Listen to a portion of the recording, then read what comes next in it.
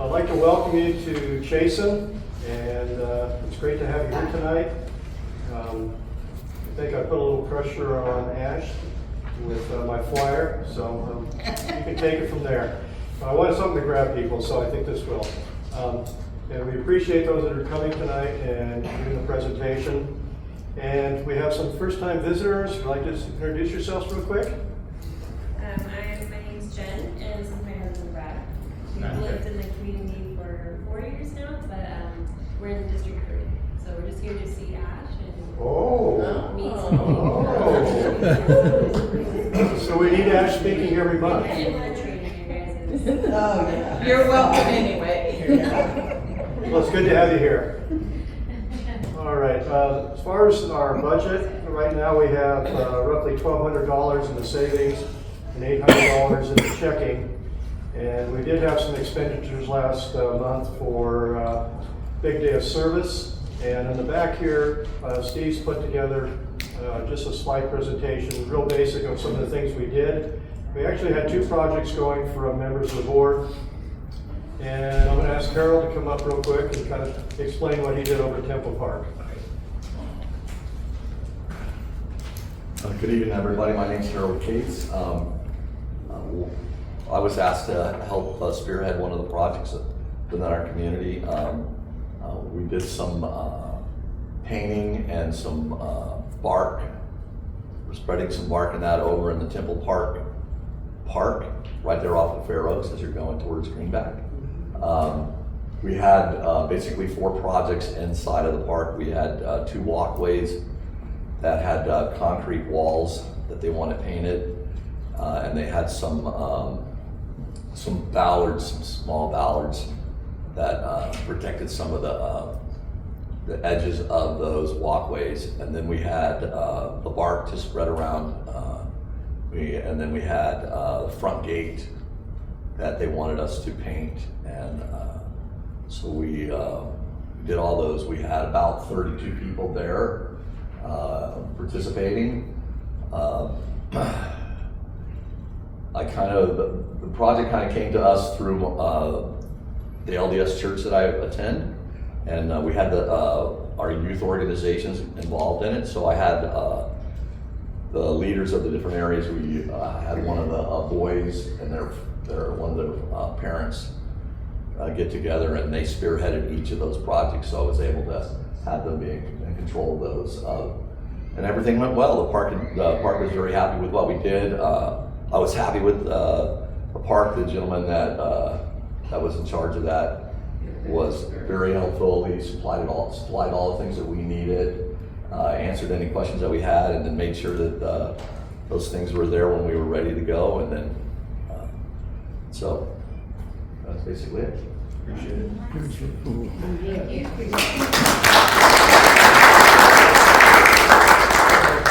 So Jason took on a project, and we were over at C-Bar-C, and so we actually had to split it up. So one day, and you'll probably see the parking lot was a disaster. They tried to go in with the brushes, which only brought up all the gravel. So we striped the parking lot, and there was more dirt, and then Steve found out how good the white paint is. I'll leave it at that. Anyway, we had 9 people there that day, and we got it done pretty quick. And they were kind of shocked that we had it done so quickly. So that turned out well. Then the reason we did that on Wednesday, because Little League literally takes the park over on Saturday, and so then we went back and we rebuilt some of the tables, some of the benches, and then we repainted the tables and benches in the pavilion. And there's Dave in the back, that was kind of his thing. And then I had a man I know go ahead and reinforce the pavilion that's kind of doing this. So, and then we had 2 gates we painted, and that was it. So between the 2 days, we had roughly about 22 people there. That's really what I wanted. I didn't want much more, because you can't, it's difficult trying to manage. So it was a good event. My team captain happened to be sitting right here, was the mayor, and I appreciate that she stepped up. You have how many projects? I have 3. Only 3. Yeah. Okay. but that's great. You know, I appreciate it. And so it was a great event. I think there were 60-something projects throughout Fair Oaks, Orangevale, Citrus Heights. And we had how many total? 14? I think we ended up with 12. 12 projects in the city itself. So this is our second year doing it. City is there to sponsor and help. And what a great day. What a great opening kickoff event. So if something you can do next year, it doesn't have to be working at a park. You can be arranging flowers, or one guy I talked to the other day, I saw his shirt on and said, "What are you doing?" He said, "I painted rocks." So there's different things that can be done, but it was just a great opportunity. Also, I just wanted to mention that last month there was discussion here with Casey, and he talked about a number of things. We had the 19 homes being proposed on the corner of Wintergreen and Old Auburn, and also there was discussion about the roundabouts going in on Old Auburn at, let's see, we have one at Argo and Old Auburn, and the other one's down the way at Watchtell and Old Auburn. Those have been approved by the city, and so I did send a letter of support to CHASEN to help him in trying to get the financing from the state. So I did take a letter over. I tweaked his so it didn't sound like he wrote it. So sometimes you just have to do that. So we did send that in. So at this time, Shawn, we'd like to have you come on up and report. Appreciate you being here. Hi everybody. Hi. For those that don't know me, Shawn Gualco, Lieutenant with the Police Department. I thought I would start off by what I did today in preparation for this. Ran calls for service in your guys' area. Thought you guys would kind of know, over the last month, what you guys was going on immediately around you.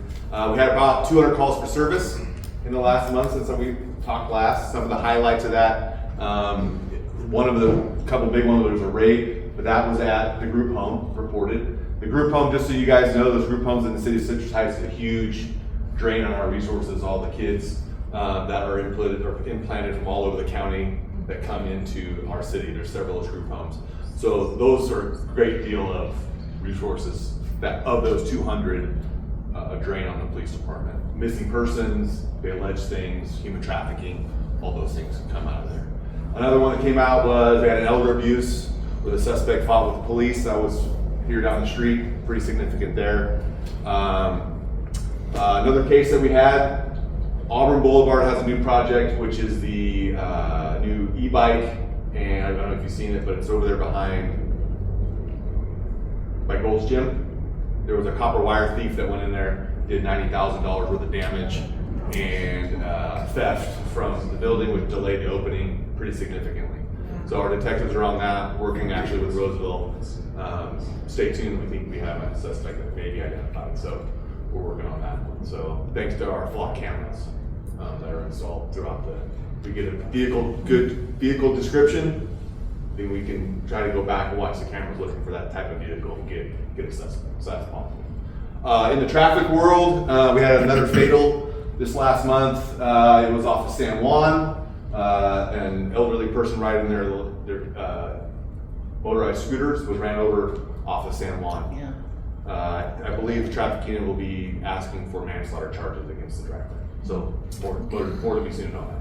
So also in the traffic world, I don't know if anybody in this room requested, but traffic enforcement on Hanson and Wander right here. I see some nods. Okay, so that's been an ongoing request for traffic complaints there. We asked for a new, our traffic unit requested a new speed trailer from the Office of Traffic Safety. It's a grant. They gave us one and we actually deployed it over here. And so what it does now is it actually gives us, so when you call and complain, we can actually deploy this out and actually get a good reading on what's actually happening in that area. So this was the one that was done actually in May on eastbound Hanson. And so I can leave it back there if anybody wants to take a look at it, what we get. But it'll give us like how many drivers were actually going above the speed limit. So particularly right here, the average speed was 23 miles an hour. It's pretty good. Minimum speed was 10. It screened 14,000 vehicles. And there was actually, of the 14,000, 227 were actually going over 25. So, and the max there was one person that hit 54 miles an hour. Oh, geez. So it's kind of a cool tool that we can now deploy out there. Only thing it does not do, which I wish from my old traffic days, is actually get the plate of the guy going 54. So what I would do is then go knock on that person's door and let them know that probably their 16-year-old is driving too fast in their car or whatever the circumstances are. But nevertheless, we have this technology now, which is be good for those neighborhood complaints. Sticking with traffic, I talked a little bit last time about our e-bike course, because that's a new hot trend.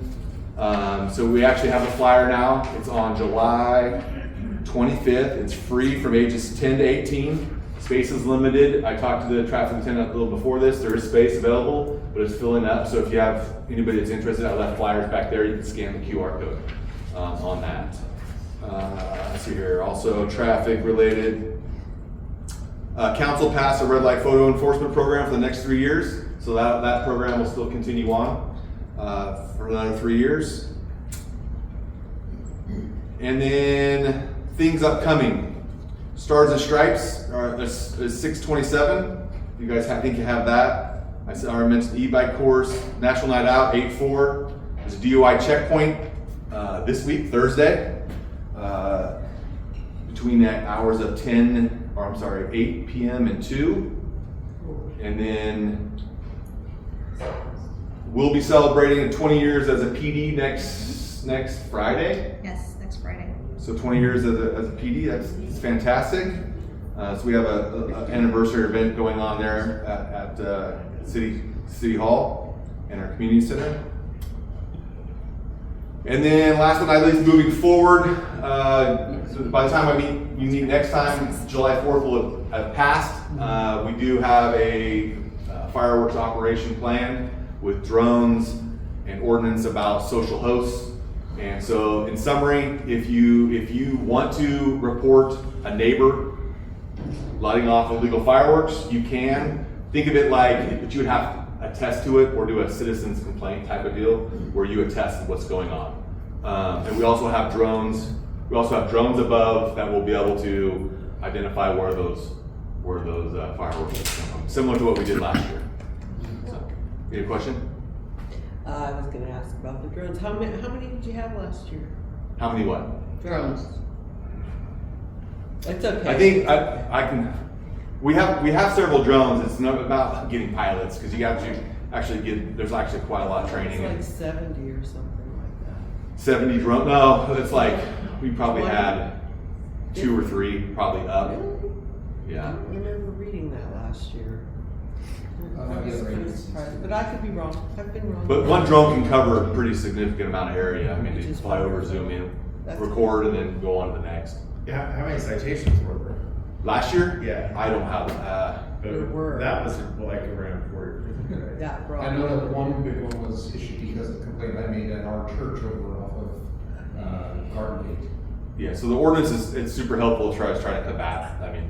So it's, as you guys can tell, it's like a war zone out there, and there's a lot of them. So go ahead. As I say, I think the biggest plus is so many people have their drones up.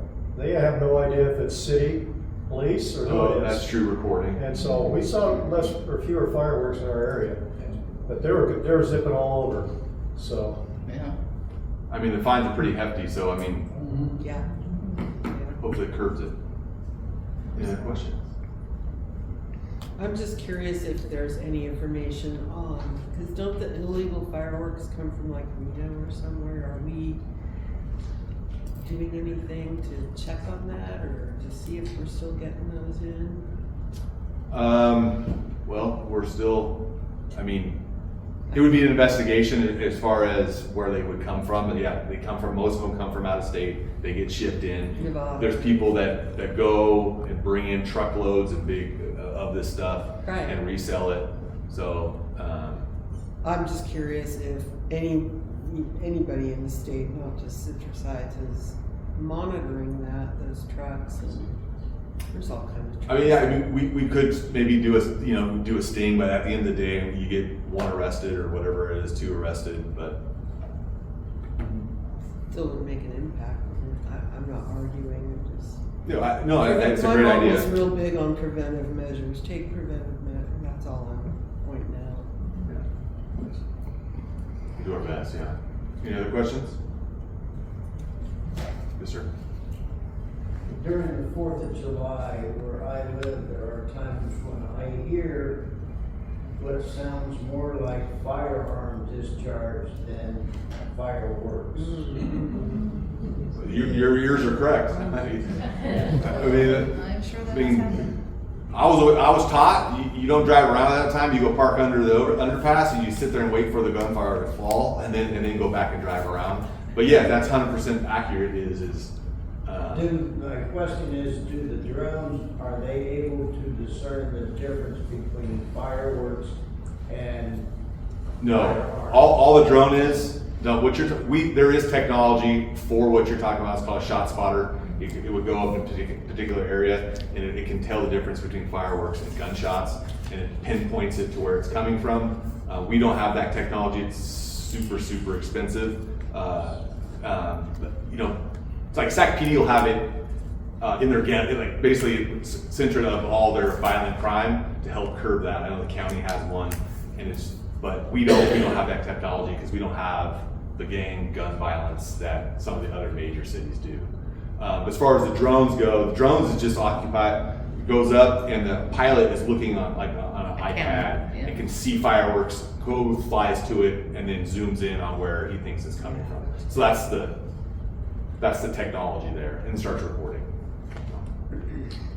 Very good. Thank you. Thank you. Thank you.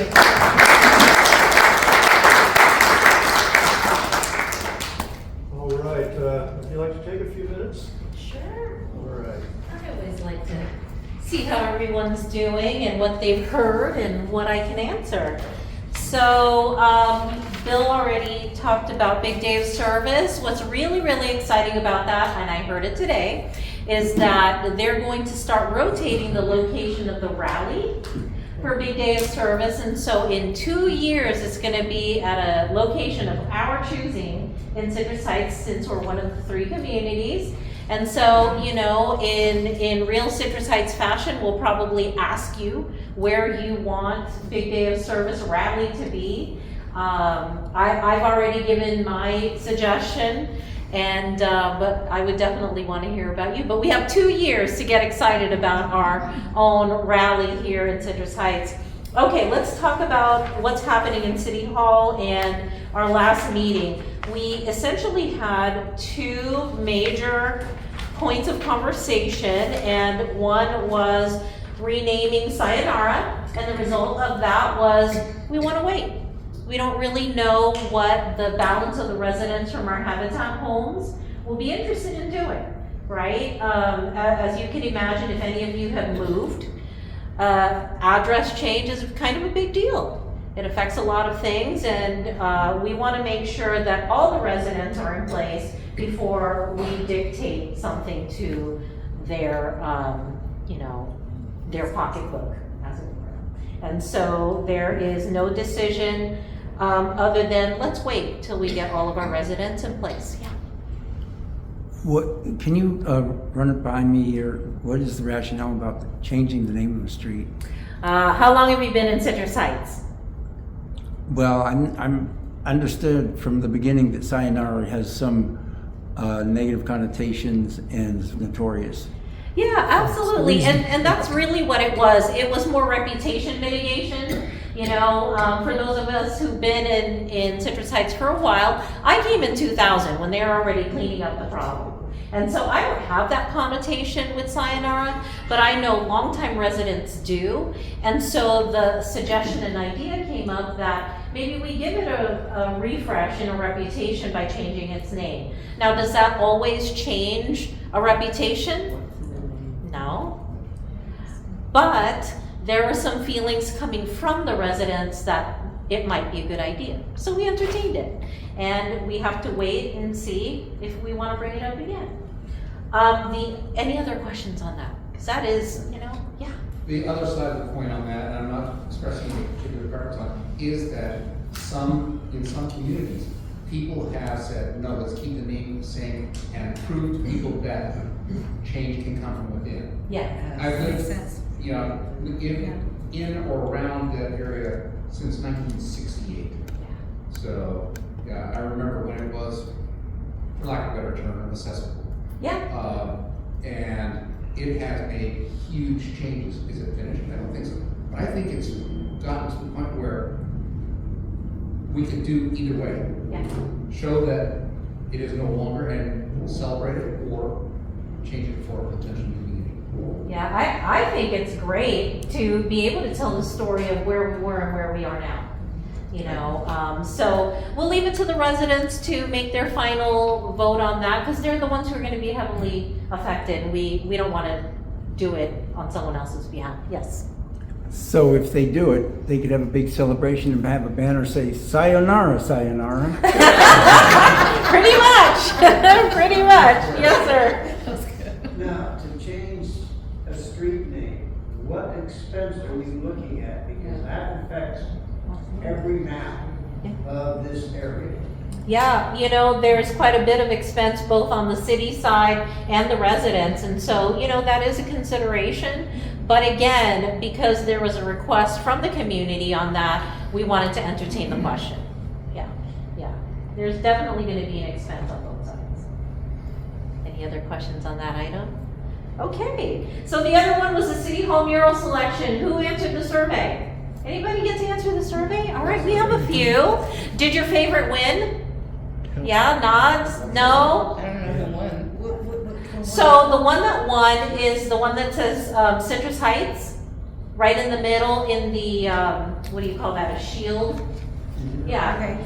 And it kind of depicted a orange grove and then more modern Citrus Heights, City Hall-esque rendering. Very clean rendering. I think we're gonna enjoy that particular piece as you enter. If you're unfamiliar with the location, it's as you enter the front of City Hall, we on purpose built a mural location entering City Hall. And so the thing that I want to emphasize with that is it is in honor of our 250th anniversary of our country, and with that in mind, it will be changed at some point. So it is not a permanent installation for those of you who fall in love with it, you know, any art lovers here. If you fall in love with it, take a great picture of it. Because it will definitely be here till the end of the year and probably the majority of next year, but at the public's discretion, we may change it, so. I thought they were all great. Yeah. They were all really Yeah. good. And they all represented a certain meaning of, this is what we used to be, and this is what we could be in the future.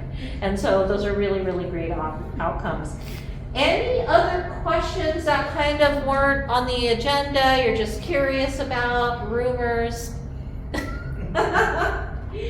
All right, that's it for me. Good. Thank you.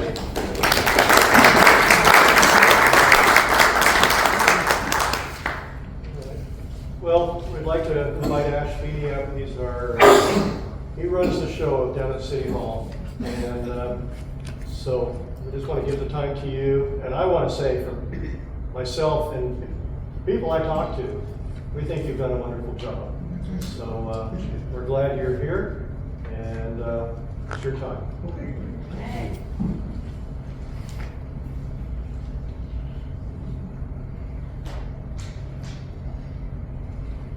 Well, thanks for those kind words, Bill, and also the invitation to be here tonight. I always enjoy coming to CHASEN. It's a very active neighborhood area, and it gets things done. Like you spoke about when Director Kempenar was here recently, talking about the roundabouts. Well, it resulted in an action of a letter of support, and that helps us get things like grants and gets things funded here. So you totally get that and appreciate the way you engage with your local government to make things happen on your behalf, because we're here to serve you. That's our role, and that's what drives me, is being able to improve the quality of life for the residents and businesses we serve in our actions every day. So it is a collaborative relationship, and we've always enjoyed that with CHASEN here. A couple of things I just wanted to touch on, and I know you want me to speak to some budgetary items. I'm absolutely going to do that, but I also like to use these as an opportunity to kind of talk about some materials that we have at City Hall, and I can leave some of these behind. But not everybody, knows we have these. For instance, we have a fantastic trail system. This is one of the many priorities of the community, is making sure that we have great access to trails and open space. That is one of the key features that people are looking for when they're locating in a community. And Citrus Heights has done a lot of work around that. It's easy to do that in new growth communities where you're planning things out. It's a lot harder to do when you got to shoehorn them into places that they were never planned or intended. But fortunately, we do have a lot of good open spaces here in Citrus Heights, and we've been able to do some fantastic trail connections. And this guide here is the Welcome to the Arcade Cripple Creek Trail, and it talks about all the features of that trail. And I tell you, a lot of the youth that I engage with really enjoy having that feature in their community. And just across the board, it's a nice multi-dimensional feature. So if you'd like more on the trail guide, I've got that here. Also, we have this is a kitchen drawer desk reference, and it was mailed to every resident and business in the city. So if you don't have one of these, I would encourage you to ensure you get one. They're great to have. Anything you need relative to City Hall, also our partner agencies, utility providers, so on and so forth. It's a wealth of information, and all the contacts you need are in this guide. So I encourage you to look at that. And also hits on our CARES campaign. And this is another community priority we've heard a lot about, and that's our CARES campaign for beautification in the city. It's what born out our beautification crew that coordinates with our POP team in order to keep the city clean and bright.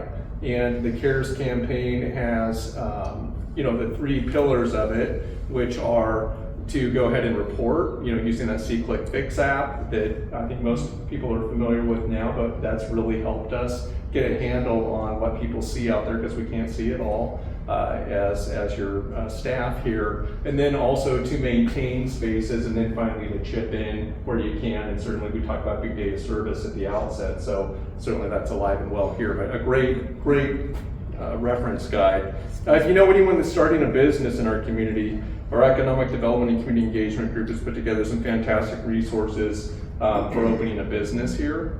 So we've got some business guides, and then also business resources and programs. So this is also all available. Of course, what have you done for me lately? We have our year in review. We speak to this at the State of the City. I'm looking forward to the mayor's address this fall.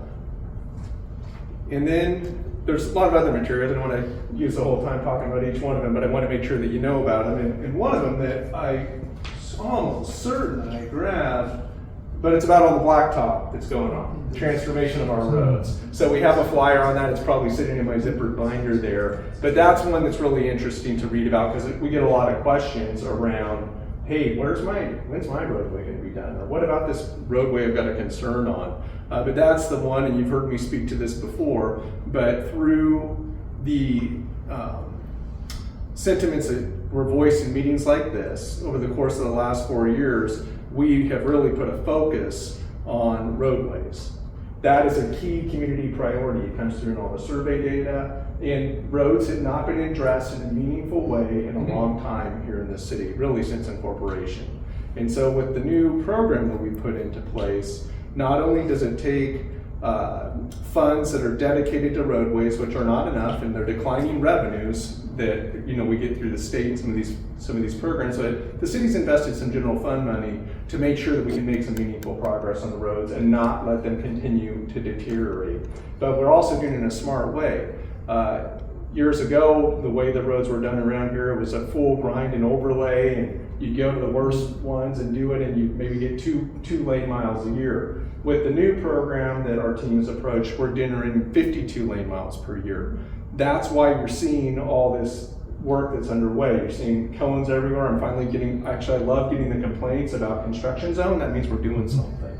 I'd much rather have that complaint than a pothole complaint. We still get those. But certainly there's a lot of work underway in and around the roadways, and that transformation of the road flyer has all of our roads itemized and broken down, and you can kind of learn, hey, when is this road I'm interested in may or may not get touched in the future. But it's a full detailed list, and we've got tons of roads that are being paved right now, and you're probably seeing that, and just very excited about it.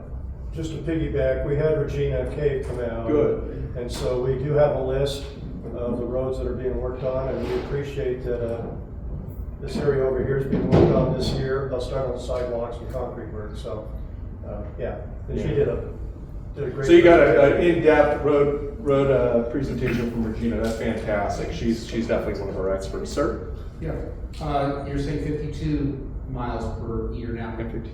52 lane miles, that's Lane right. miles, okay.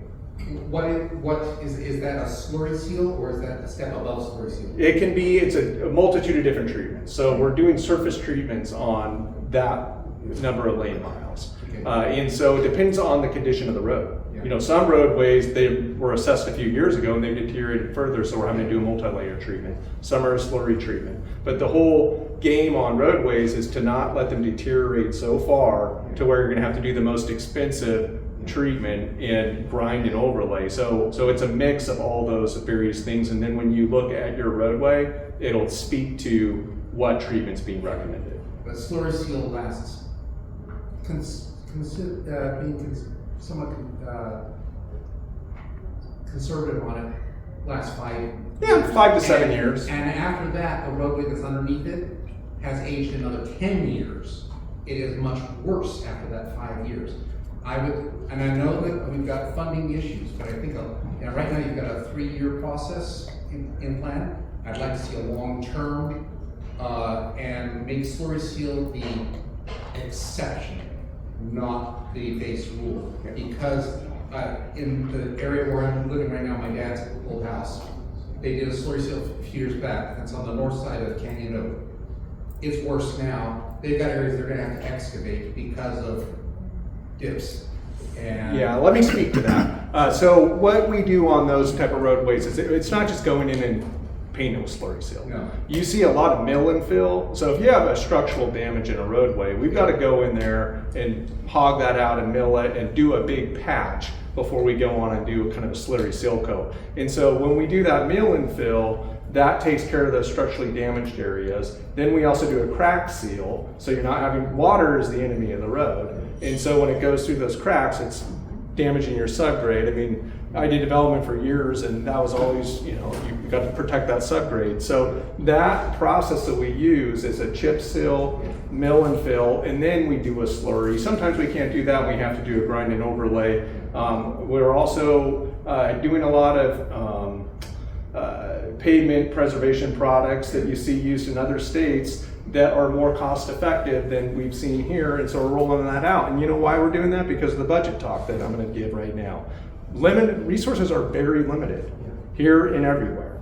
And sir, do you have anything else before I jump in? I got one last coordination with utilities. The last time that Canyon Oak had a full there, 6 months later, Comcast came through, dug up the edge of the road all the way down the street, and they did an inferior job of sealing it. Yeah, that's a huge frustration. So what we do ahead of... They need to do theirs first. Yeah, exactly. So what we do is we put a call out to all our utilities, and that's why you see some of these utility companies right now out there. I mean, for instance, I know there was a big patchwork on PG&E that was done in that area. And so that is, if you look, that's going to be addressed here soon. But I will say that we do coordination meetings, we put a call out to the utility companies, and we make sure that they know we have a project coming, because if they miss that opportunity to do their work in that roadway, it's a very expensive process for them to come back in and do those trench repairs after they've, after we've done a road resurface. The other thing that, that I'll say on that is, with these utility companies, certainly we notify them, we let them know they have to meet our standard. And so what has been done in the past couple of years, working with our council, our general services department increased our standards for trench repairs. If somebody goes in our roadways, we have much more stringent standards now than we had in the past. So a lot of progress has been made on that. A lot of progress has been made on that. But everything you raised, those are legitimate points. And so those are things that we're definitely taking into consideration. But kind of speaking to the budget, I mean, that's one of the things that you asked me to speak about, and budget takes a lot of active management. I have our budget in brief. This is another little handy flyer, and it kind of breaks down our overall budget. But this is covering fiscal year 25-26, which is the one we're currently in. And so we have Our adopted budget is $46.1 million in revenues. This is for our general fund. Our entire city budget is almost $100 million. It's $99 million. But the money that's outside the general fund are designated funds for very specific things, like stormwater. We can only use that stormwater money on stormwater related projects. For certain roadway funding, we can only use that for roadway funding, so on and so forth.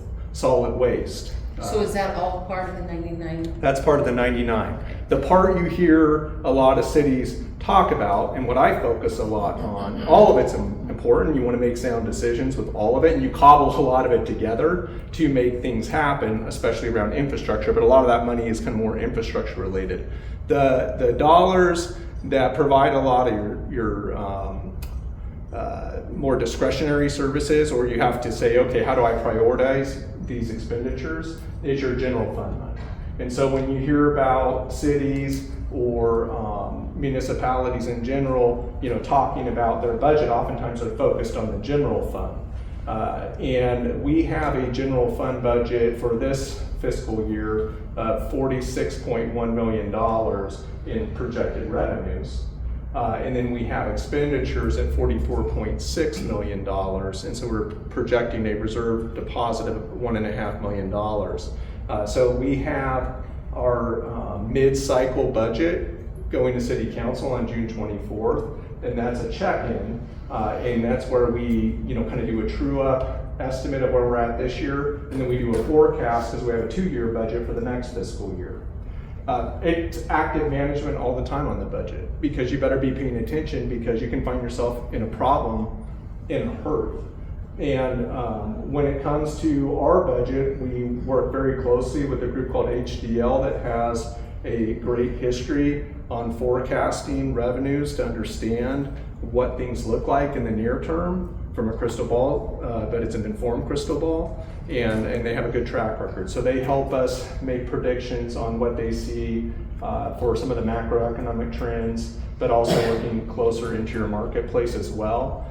So for instance, in this upcoming fiscal year, we're going to bring our projections down a bit on sales tax, because they're seeing less expenditures on sales tax revenue. So we're bringing that revenue down a bit. Property tax. Properties aren't being reassessed at the same speed that they were originally being projected, because we're just not seeing as many transactions as we saw. So even in a given year, you're having to adjust those. You do a quarterly update, at least with HDL's projection, they'll give us quarterly update numbers, and then if the moves, if they're de minimis, we're not going to make an adjustment. But if there's something significant, then we're going to propose that our city council, adopt a revised revenue. The other thing on the expenditures, we have some costs that maybe weren't foreseen previously. I mean, for instance, fuel's higher than it was when we put that budget together. So expenditures go up. So we're constantly monitoring that budget. And we are in a healthy fiscal position, but it's not without a lot of management and care. Our team, when we came together as an executive team more than 4 years ago, we were preparing our first, I think a year into it, we were preparing our first budget. And I know all of them remember that time very well, because it was a time of, a lot of roll up your sleeves and get real about what we really need. Your municipal budget, when you're providing local government service, it is a people-intensive enterprise. And so that is where most of the costs are in your staff, are in your employees. We do have other costs relative to, materials and supplies, vehicles, tools and equipment, what have you. But those are more of the limited part of our budget. But what our team did at that time is we really took a very hard look and said, okay, what do we need, from our budget standpoint, to provide services for these, years that we have ahead of us based on the community priorities we hear. And so I was very impressed with the way the team went about that, because, in prior times, there was like, let's just add 3% to the last budget. And well, that's not my philosophy, and that's not our organization's philosophy anymore either. So many cities do management like that. That's not what we do here. Basically what we do is we say, okay, what were the actuals that we had on our expenditures in the past years. And when we put our first budget together, we looked at those actuals over a course of a period of years. We had this thing called the pandemic in there too. So we had to make sure that we looked at some outliers. But I think they did a great job on putting together a budget that was based on actuals. And my commitment to our team is if we see that we have an expenditure, there's no sandbagging. If we see that we have an expenditure that we're going to need, I will go to the city council. If it can be justified to me, happy to go to the city council and make a pitch to get that done. And it's in service of the community, so I imagine it's going to be something they're going to support.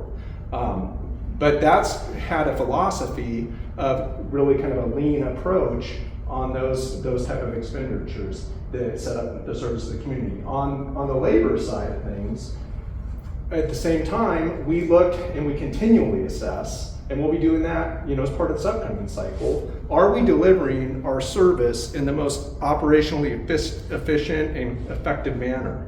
And sometimes that looks at personnel changes. And we did that previously. We had our community development director gave up a planning manager position. That's the equivalent of a commander for the police department. So there has been a lot of movement in, across the organization. That's just one example. I've had a lot of examples where, do we really need that position right now? We may need it in the future, but we have a greater need based on community priorities over here. We actually had a need for more engineering staff if we're going to do this roadways. So we look at things like that and we'll shift, position allocations where they're needed based on the community priorities that we're trying to execute on. Sometimes you have to tool the team differently if you're trying to do specific projects the community's desirous of, and that ultimately comes from the council's direction and the priorities they give me to get it done. And so when we look at budget, we're looking at some of those operational costs. We're also looking at people. Do we have people allocated where they need to be to deliver on the mission we're trying to get done at that time? And that's something we constantly do, and we'll continue to do that. I'd say one of the things that we do enjoy right now, a good fiscal position. I do get concerned when I look at the long-range forecast, not just here in Citrus Heights, but across the state, and you hear about it in the news all the time. Look at Sacramento.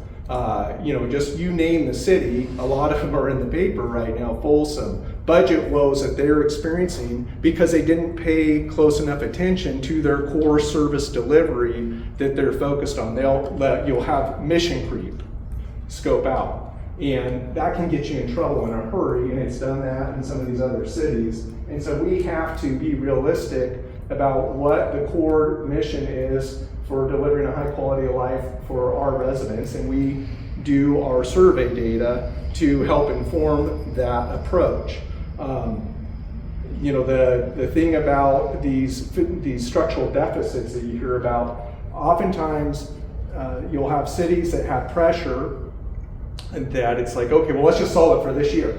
Balance the budget for this year, and we'll kick that can down the road to next year. That can gets bigger and bigger and bigger, and it's harder to kick and you start breaking your feet. And so you see that coming home to roost, and then all of a sudden there's huge issues where they're doing massive layoffs and having to make service cuts that are big service cuts, and it starts to impact their community. We don't want to ever find ourselves in a position like that. What is a candid challenge that I see when I look at compensation that's happening in some of these other communities that has gotten them into a structural deficit too, is they'll do these tax measures, for instance, and those are very helpful. They can help provide a higher level of service or maintain a level of service. I think what happens is some of these communities, if they're looking at a revenue measure, they should be focused on maintaining and right-sizing it to maintain a level of service the community enjoys. That's the first priority.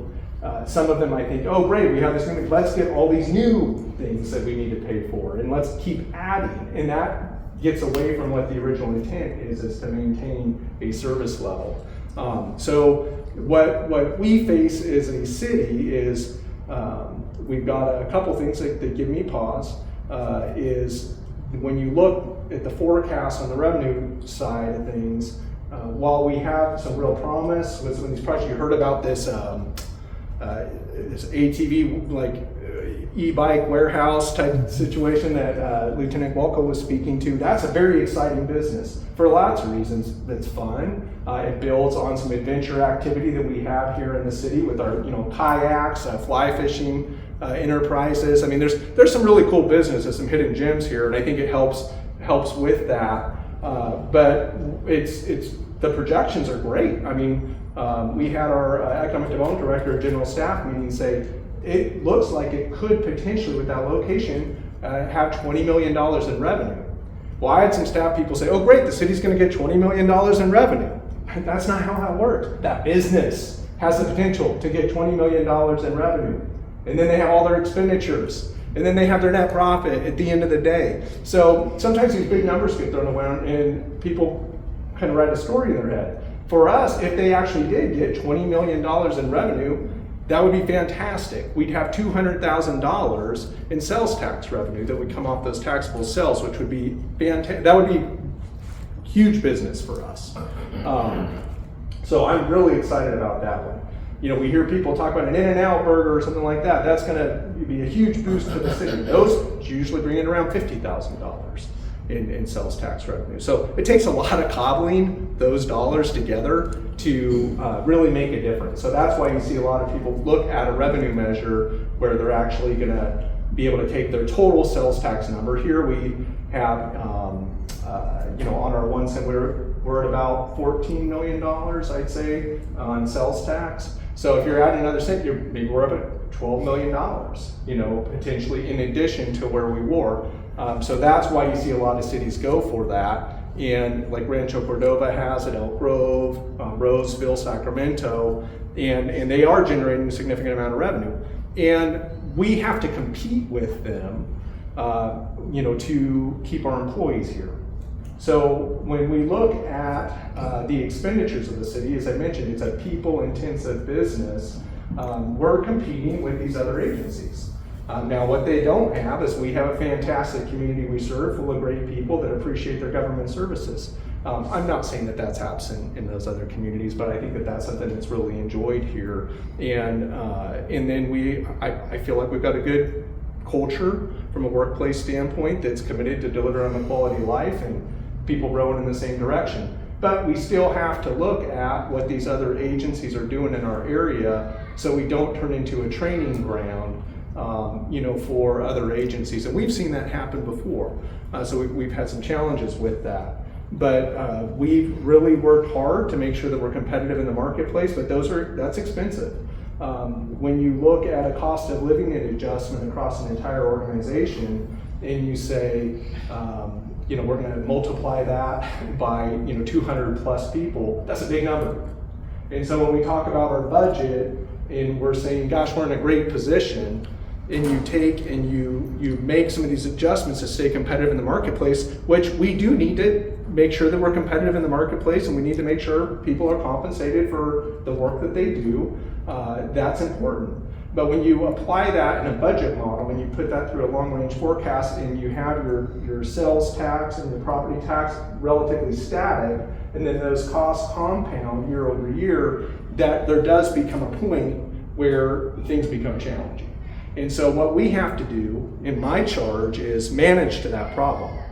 And so if I don't see a new revenue coming down the pike, then I'm needing to make sure that I'm proposing a budget to our city council that is balanced, and it's taking into consideration that we're not going to put ourselves into some sort of fiscal deficit and create a structural deficit that you see done in some of these other communities. We're managing to ensure that we're able to provide that high level of service, compensate our employees in a competitive manner, and then we have to look at the services we're providing. If we have some friction with that, and there's no question when those revenues and those costs start pushing up against each other, you have to look at, am I getting the best return on investment for the service that I'm providing? Is this a nice to have? Is it a have to have? Those are the kind of things that I think about when I'm proposing a budget to the city council, and then the city council lets me know, if I'm on track or not. They'll make some tweaks to that potentially if they want to see some changes in some specific areas. But like I say, when we talk about our budget, and I'm very happy with our fiscal position that we're currently in, we do have a good reserve. But when you start running things through a model, it can change like that. And if we have a recession, which that's the only thing we know, at some point things dip and sometimes they boost too. But you have to be able to, weather that storm. So it's an important thing to have a healthy reserve. You don't want to have it so healthy that you're not delivering your services for your community. But in a jurisdiction like ours, that is very sensitive to sales tax, that's our primary funding. Our property tax, we get 8.4 cents on the dollar. Yeah, I'm grateful that we get that. But it's not a massive part of our revenue portfolio. It's more on the sales tax driven. And when you get into, for cities that are more property tax, maybe it's an older city where they have a better tax share with the county, those cities weather a storm better than a sales tax sensitive city. So, when I'm putting together a budget or making recommendations to our city council, I'm thinking about all those factors, okay? And so that's how we manage to try to stay in a healthy fiscal position. We want to make sure we're able to provide the services to our community. We want to make sure that we're able to keep our commitments to our employees that work on your behalf every day and do a lot of hard work, to ensure that service is delivered here in the highest quality way. But all those things, you got to take them all into consideration when you're making recommendations. So that's the way we really approach the budget: is careful look at the revenues, return on investment. Are we getting the best bidding on the buck on this? Are we operating as efficiently as we can as an operation? Are we maintaining a healthy reserve so we don't have a fiscal deficit down the road and we can weather storms? Those are the things that constantly thinking about. And that's how we're able to get to the position we're at today. It didn't look so good a number of years ago. Through these methods, we've been able to make sure that we do have a budget that the community can understand, that we're able to provide a certain level of service. And then ultimately, our team members that work here also know that, hey, we're not facing a structural deficit, or hopefully we're not going to get into decisions that start putting us into some sort of structural deficit where we have to do hard stuff later, because nobody likes that. The community doesn't like that, I don't like that, and you don't like to work in a place where you're, looking over your shoulder because you're going to balance the budget next year and cut a bunch of positions that are filled. But we have to look at all those things as we take into our budget picture into consideration. So that's the way I approach it, is to make sure that we're keeping our fiscal health by maintaining the reserve, focus on the revenues, and doing our best to control costs while making sure that folks are taken care of. So I don't know if that's got any questions on that, Bill, or anything I didn't cover? Yeah, I thought it'd be nice if they could understand the reason the sports complex came into Citrus Heights without going maybe over to Folsom. Sure, yeah. So it sounds like I exhausted the budget conversation. So so I'll talk about the sports complex. Well, that's part of the budget, right? Yeah. Sales revenue from that. It is. It also, on the sports complex, I'm glad we're talking about it because it's a fantastic project. I'm so excited about what it's going to do for the community. The council and the community set a vision for the Sunrise Mall, Sunrise Tomorrow project that it needs to be a regional destination again. Everybody I talk to, everyone around here has a Sunrise Mall story. So I think it hurts their hearts to see the condition of it right now. Certainly people that live here, but across the region, everyone knows about Sunrise Mall. And so it was a regional draw. And so this Sunrise Sports Complex will again make that property a regional draw. I think boosting community pride is a huge part of it. I'm super excited to potentially have a hockey or curling or figure skating Olympiad coming out of one of our schools here. When you have those assets in your community, you have those opportunities. And so that's fantastic there. And then also the catalyst project that it is for the redevelopment of the entirety of the site. That is something that, I tell you, without a project like this, it gets a lot more challenging to attract investment, into the mall, because we get a lot of traffic that goes by there every day. But as the region's built out, there's some of these communities that used to come to Sunrise Mall have their own shopping areas now. Roseville has their Galleria, Palladio's in Folsom, so they have stuff near their home to go to. But with this regional draw component, it's anticipated to pull in over 900,000 people that, in addition to our current trips there, that would come in for special events, games, and they'd be spending their money here as well. It has the opportunity to get hotel nights in demand there. We already should have a hotel here. But with this project, it's going to be a lot easier to pitch and sell to a franchisee to sign up with one of the hotel brands at the site. So I know that that's actively being marketed. My son, I have two boys, one's 18 and one's 15. And the 18-year-old sent me a text and, oh my gosh, everything okay? Because usually it's just for money or something like that. Or, and then I read it, and it was a TikTok video, and that's not my jam, but I'll say that I did open it up and I watched it, and it's this guy. It was all about the project, and it was a lot of excitement around this new announcement of Slick City. I didn't know much about this, but it's a thing. Actually, the mayor of Folsom, when we were doing our Cal Cities event, he was super excited about Slick City, so I wanted that in Folsom, and it's coming here to Sunrise Mall, and it's going to be their flagship destination. But it's almost like a dry water slide park. And so it's going to be very exciting to have that there. But it's when announcements like the Sunrise Sports Complex, and you look at all the entertainment and things that are associated with that, when that shows up in your community, it helps get deals done like that. And so that's going to be in the existing Sears building, but where I could see other entertainment uses coming shortly thereafter. I mean, it'd be great to see a bowling alley or a movie theater.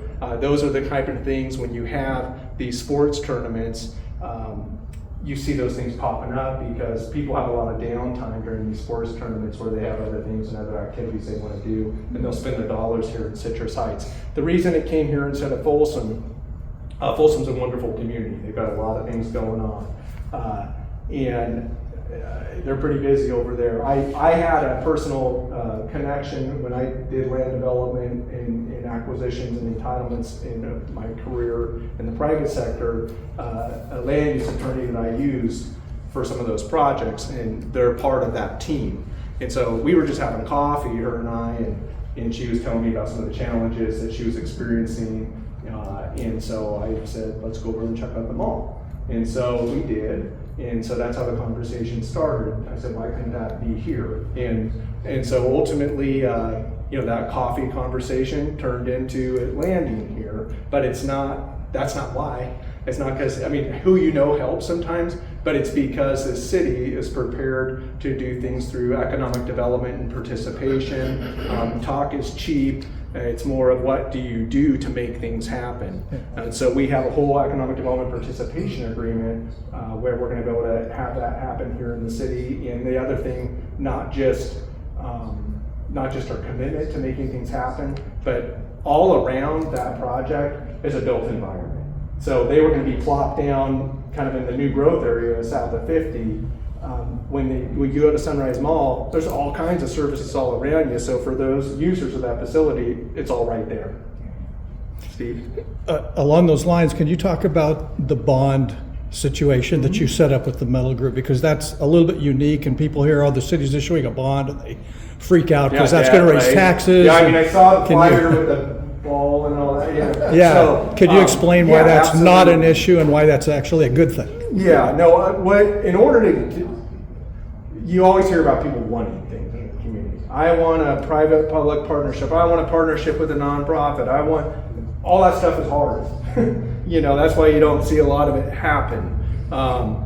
We've got the Field Haven deal we did with Field Haven as we're working on our animal services center. That's an example of a public-private partnership. That is going to be working. It will be open soon. But this is another example on this economic development participation agreement. Their project is estimated to be about $150 million to construct, and it's on 13.75 acres, almost 14 acres. That's another misnomer. People think it's the entire site.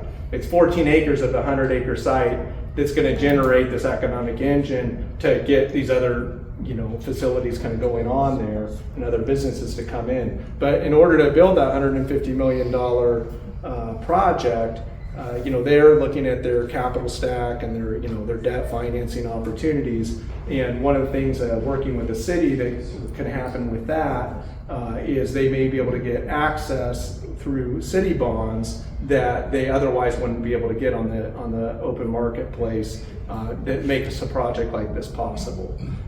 So basically the way the deal is, if they're $150 million through this economic development participation agreement, we've committed up to $60 million of debt financing for them through a bond. And so ultimately the way it's set is their project revenues would be paid to service that debt.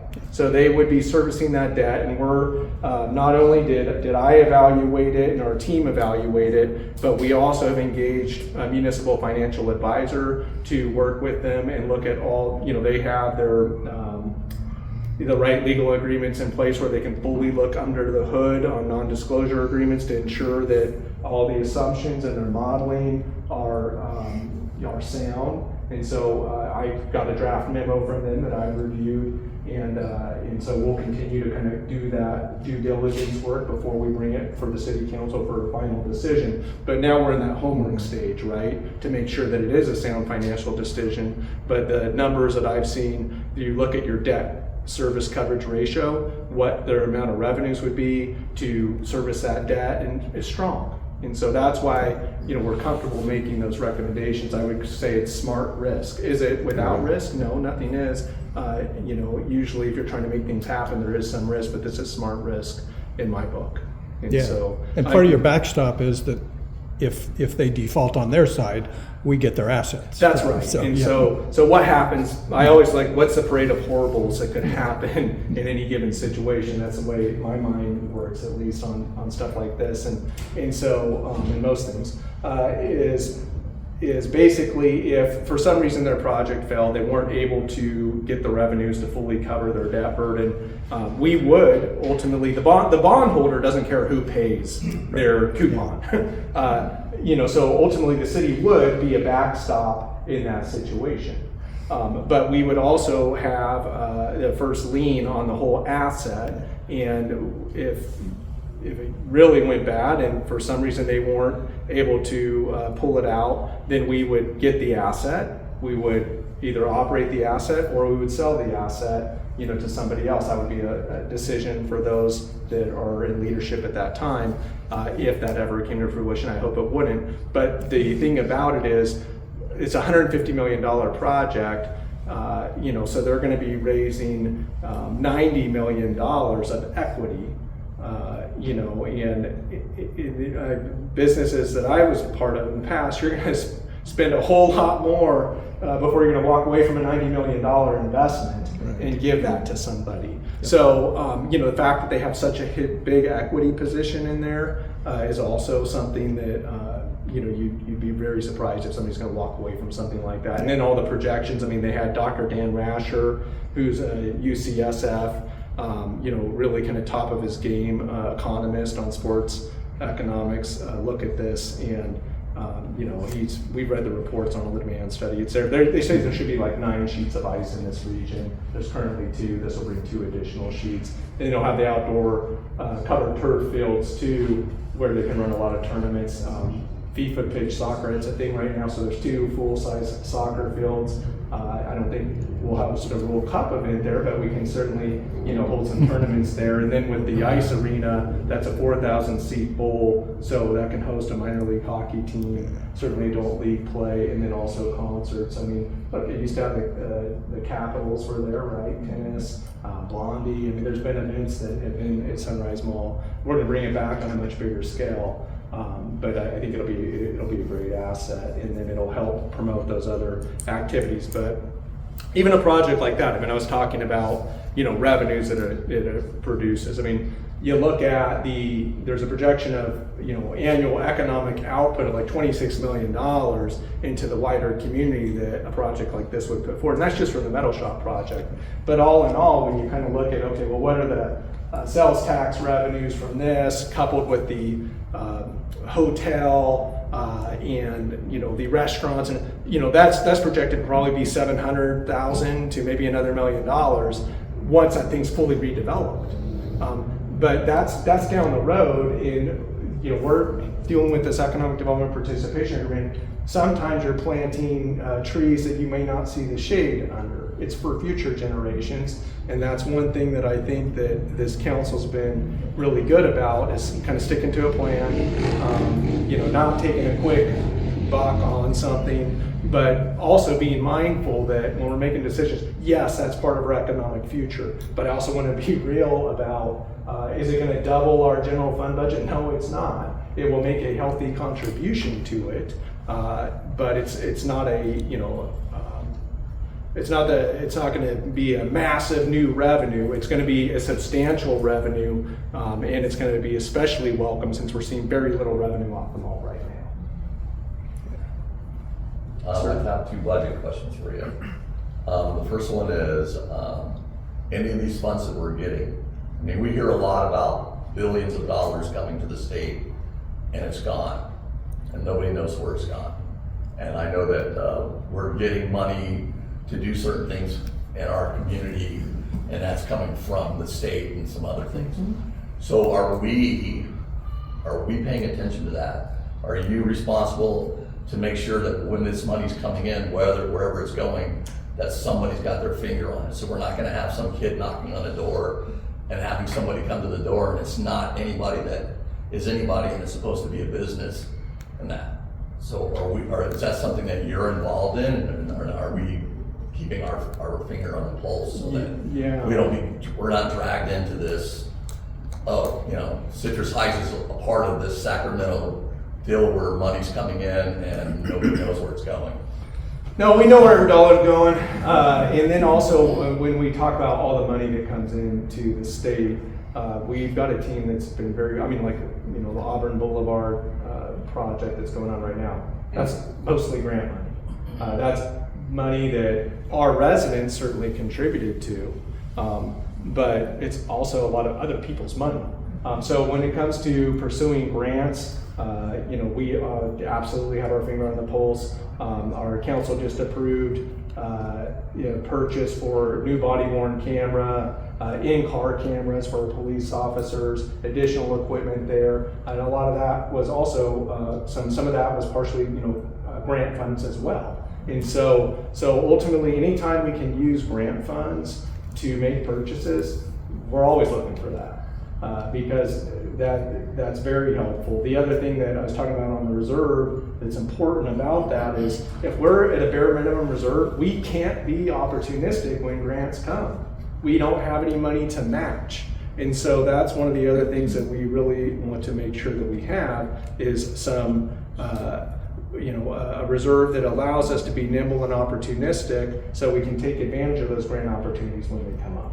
And so certainly, that's something we've focused on all the time. We have engaged to a lobbying firm in the past that helped us get a $2 million grant that working with our whole team, really, our members of our police department, members of our economic development, community engagement, and then our general service department to get a organized retail theft grant. So the grant team was able to get that. That was over $2 million, a competitive grant, and that was really helpful. We did have this lobbyist help us on that. I think they got paid $50,000 that year. They brought in $2 million, but then they didn't bring anything the next year, so we went to somebody else.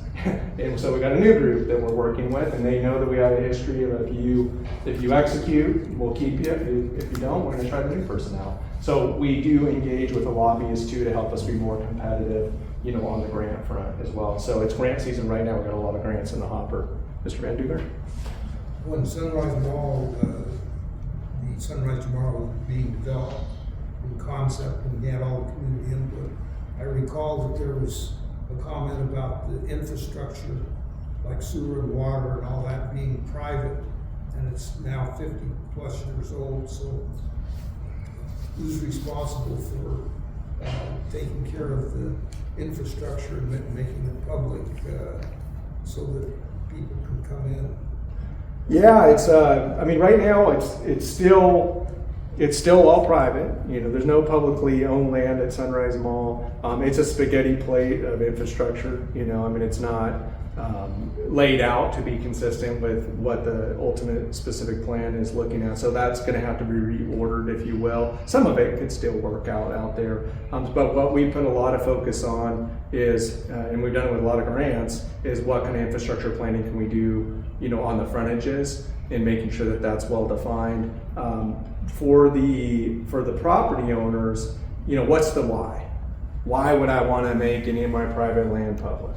The why would be is if they wanted to access like a CFD financing. Oftentimes you see that for residential, like we have some here in the city, but you know, mostly it's in new growth areas like in Folsom, for instance. The whole south of 50 area has a lot of heavy mellow roofs bonds, community facility districts that have been established, and that's a way that developers will finance infrastructure through CFD bonds, and those ultimately get paid as a tax roll assessment by a property owner. So depending on the mix of uses out there, maybe some of them might be wanting to do that because that gives them access to dollars where they could sell a bond, get some money up front, and then it's land secured financing that, you know, whether it's an apartment owner or a homeowner or a commercial business, they pay that assessment to pay those bonds down, similar to that bond I spoke to earlier. But that's where somebody might say, I'll make this public infrastructure because it gives me access,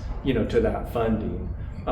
They'd have to have a compelling reason on why to do it. When the specific plan was designed, it's all private. I do think there's a loop road that makes sense to be a publicly dedicated loop road. And if they wanted to access that financing, I'm sure they would look at it. The other thing would be like some of the park amenities and things of that nature. That's a lot of cash up front when you haven't had a revenue event, so they might look at using some financing for that and maybe publicly dedicate that. But those will all be things that we work through on like a development agreement process as part of the entitlements. Yes. Hi, I'm just curious, so when the sports arena is built, and of course we want to get revenue for them coming and using it, is it going to be mostly universities and junior colleges, high schools, or high professional, or the concerts you mentioned, Blondie, and can you get the, you know, I'm just, the other thing that makes me ask that question is the Department of Education funding is impacted, right? So if they can't afford to, and of course, I'm looking at 2030 before it's even finished, right? So I understand a lot could change. Yeah, they're talking about wanting to get it out by 2028, but you know, it's probably a 18-month build cycle. So in the next couple of years, I could see it being finished. But I'll clear up that. Great question. It's a private development, so they are. It's not a city. It's not school district. We're providing some financing that otherwise wouldn't be available to them. That makes it competitive to be here, and it makes their project competitive to get built. But their revenue sources come from. They're looking at you know, like a minor league hockey team, and so there's revenue associated with that. So it's an arena. There's naming rights associated with that. So just like River Cats, very much like River Cats in West Sacramento, and the team that's behind it were some of the principals in the River Cats deal. You did mention ice skating, which I would definitely want to check out, but I don't know what level. I mean, are we at, I assume university? Well, they're going to have private, so they'll have, there's going to be public events. As part of the Economic Development Participation Agreement, the council wanted to make sure that there was public opportunities. So the city can hold up to 4 events there per year, to the extent that, you know, the community wants to have a community event. They will have some public skate opportunities, but really, boy, these sports leagues are crazy. I mean, if with whether it's youth or adult league, there's a lot of demand for that. So there's going to be, you know, adult leagues with a half-hour radius. There's a huge amount of people to pull from to have league play there, and so they will rent time on the ice for that league play. And actually, it'll pull. I mean, there's right now people go to Vacaville from this area. I mean, people travel a lot for this. Sometimes people will get their time on the ice at like midnight. The facility's gonna, you know, when they talk about it, they're like, having it sit empty doesn't help them build revenue. So they'll have it'd be like a 5 a.m. to 1 a.m. type facility. Figure skating starts at 5 a.m. for those that are practicing competitive figure skating, for instance. You'll have youth and adult hockey leagues. Certainly with the minor league team, they'll have use of the facility, but there's 2 sheets of ice for multiple different types of program. But it is a private enterprise, and they may have some, they can convert these ice arenas to like NCAA volleyball, all kind of wrestling. So you could see major events held there as well. They can convert those sheets in about 90 minutes to other surfaces too. Okay. I was just gonna say, that's the stuff you want, because if you're drawing from these colleges, they're bringing their fans. When they bring their fans, that's good for every business that's around there. Yeah. There'll be places to stay, places to eat. Speaking my language, absolutely. I mean, that's the other thing that Citrus Heights has enjoyed for a long time is being the center, you're pulling in a lot of people. So the sales tax money, it's the residents here that pay that, but it's actually a sales tax generated by a lot of other people. Plus you're creating around jobs. Here. Yeah. So you're doing a lot of stuff for that. No, it's a real positive thing. It's a real positive. It's a real positive thing. I hope somebody lets Italy know that there's going to be space. Italy? Up to Instead of Italy. Yeah, no, okay. Oh my gosh, but the demographic might not click. I don't know. It's with all the people coming in, it's gonna be great. Bill, you want me to stop or any more questions? Yeah. Okay. All right. We could meet one-on-one. All right, Bill's heard enough. All right, well, thank you very much for letting me come in.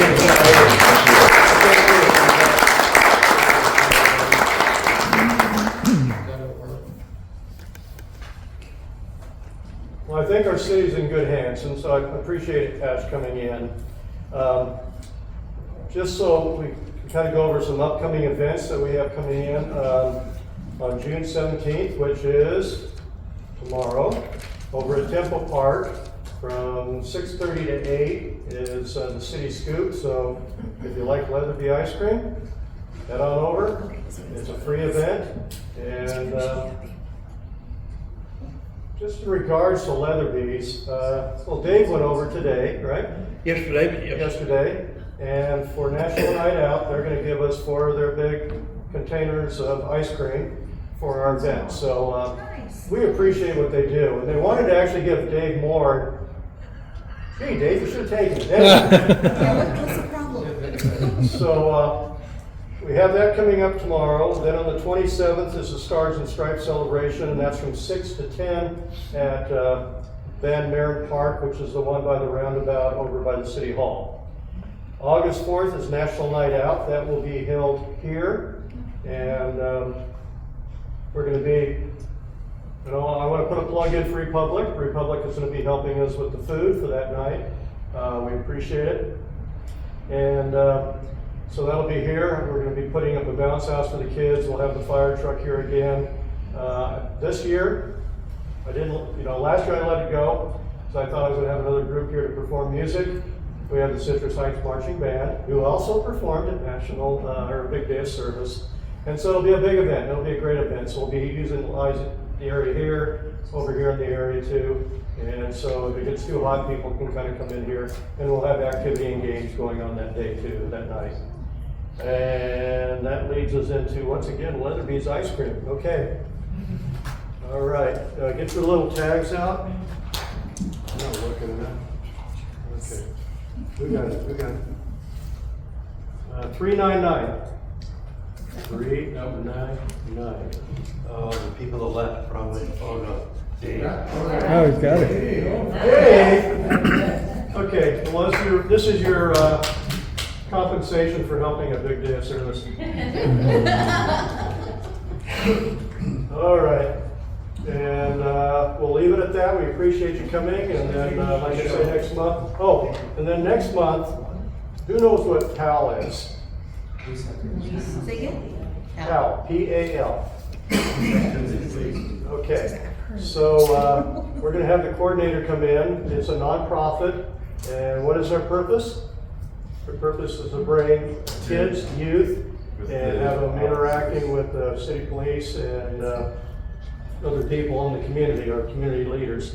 So I have Rachel Turcott, who is not married to the police chief, but to his brother. So anyway, she's going to be coming in, and she's taken this and really just made it blossom. She's done some tremendous work over there. So she's going to kind of talk about some of the events they're having, what they're doing, and then we'll probably have a report too, a little bit about the Explorer program, Police Explorer program, who will be also doing our flag ceremony at National Night Out. So we thought it was just a great opportunity for these young men, and Commander Fry has confirmed that, so that's what we're going to be doing. And that's it. With respect to National Night Out,